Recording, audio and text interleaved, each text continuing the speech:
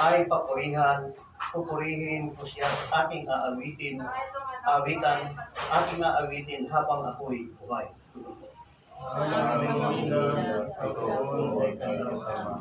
Mapalad ang tao na ang kanyang Diyos na laging katulong ay ang Diyos ni Jacob.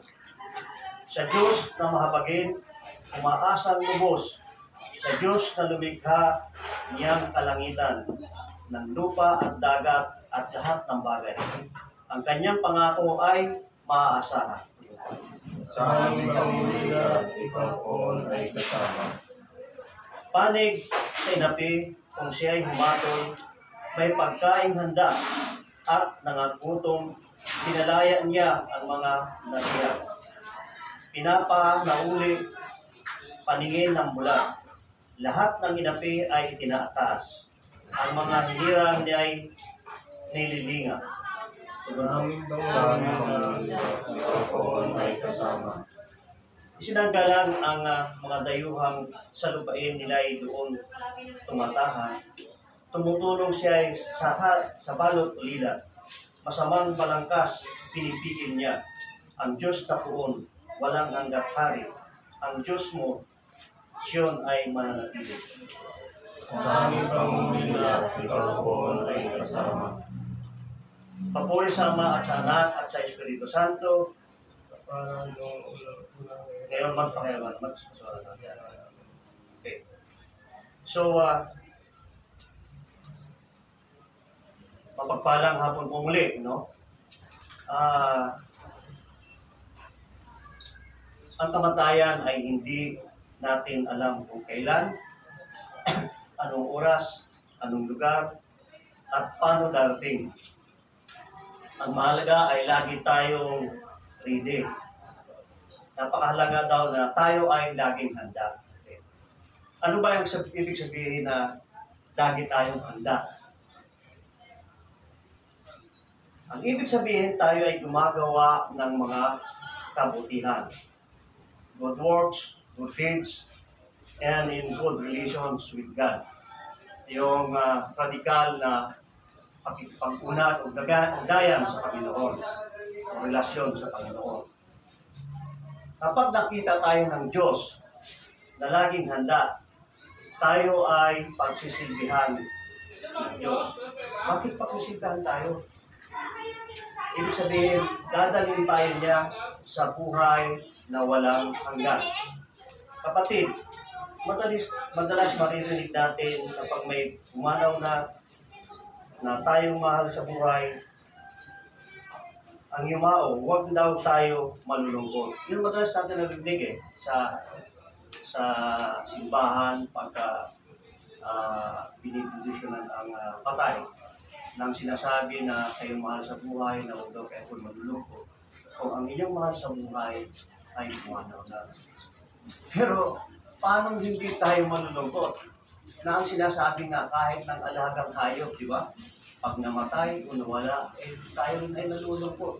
Lalo higit sa lahat kung ang mahal sa buhay natin. So, ang sinasabi kasi ng Diyos, na huwag tayo malulungkot dahil siya ay pupunta na sa pangalawang buhay. Sa buhay na walang hanggan. Di ba? So, yun po ang sinasabi ng Diyos. So, kaya nga, laging pinapaalala sa atin ng Diyos na tayo ay laging handa. Hindi ibig sabihin na paghahandaan natin na andyan, gagawa na natin siya ng kabao, ano. So, ang sinasabi niya ay kumuha tayo ng kabutihan. Kung napapansin niyo yung mga politiko, no? Naggagastos sila ng milyon-milyon. Kasi sinasabi nga ng Diyos na huwag daw tayong maglimpo ng yaman, hindi kaya material na bagay dito. Kasi pag tayo namatay, hindi rin naman natin madadala yun. Pero paano ba? Katulad yan, halimbawa, si Aris, kapatid na Aris, namatay.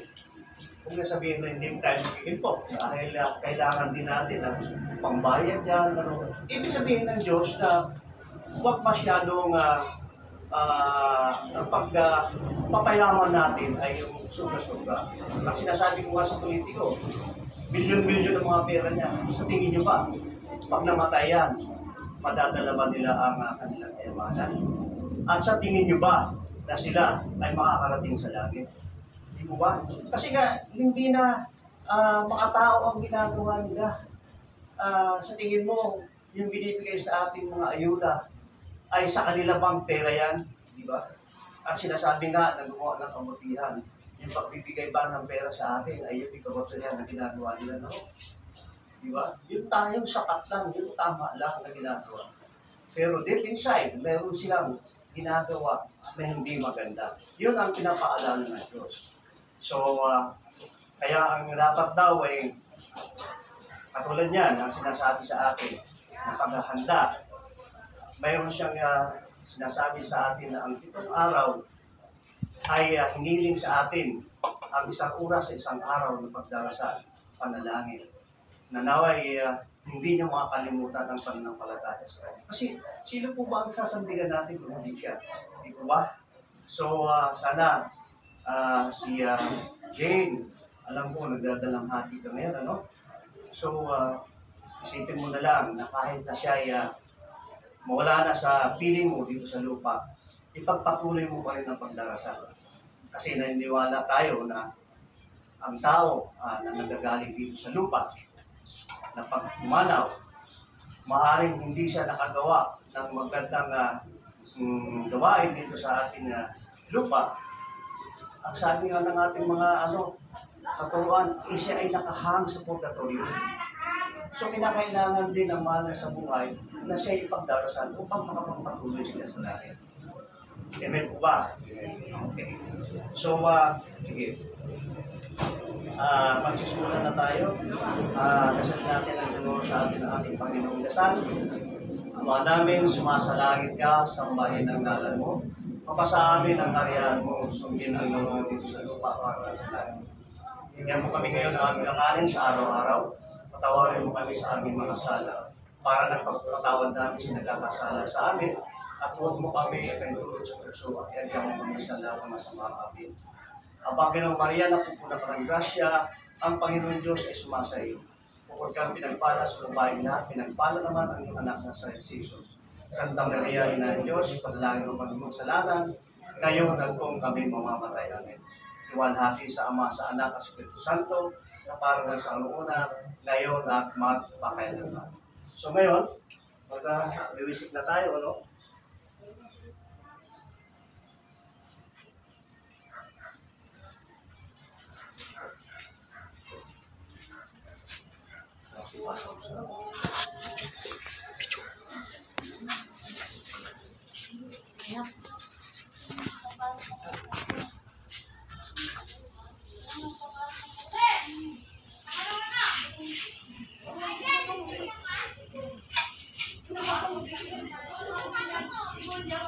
Sige po, mga pamilya, mga kaibigan, hindi ko yung musik na.